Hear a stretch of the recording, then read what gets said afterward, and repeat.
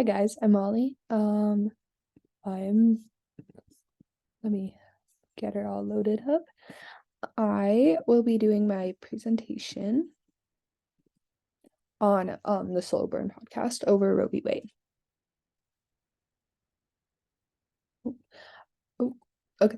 I did my podcast on the Roe v. Wade Slow Burn podcast. It came out in June 2022, which was right after Roe v. Wade got overturned. So it was pretty pertinent to the political climate at that specific time.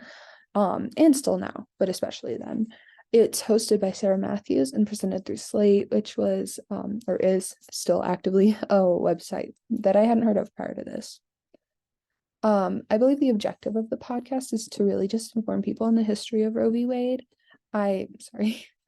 Um, I consider myself an advocate for pro-choice and for Roe v. Wade, and um, I am very passionate about that. I donate to Planned Parenthood regularly and all that, but I didn't realize how little I knew about it till this podcast. So it just kind of goes through the history from the 50s to the 70s, about everything that led up to Roe v. Wade taking place. And these are all pictures from when Roe v. Wade was first brought to the political forefront. Ooh, I don't know why it's not. Awesome.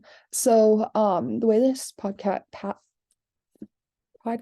impacted me was that like I said, I'm very politically active. I consider myself politically active, and I advocate for pro-choice and abortion rights pretty regularly. And in listening to this, I realized how little I actually knew about the history of Roe v. Wade and everything leading up to it.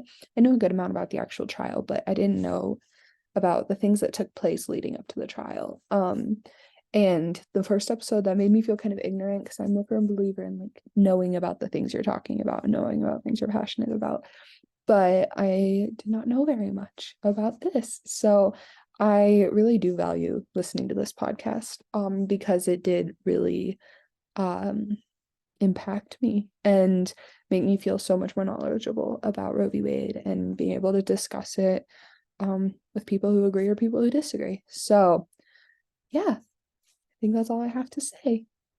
Try and think. I think that's it. I hope that covered everything.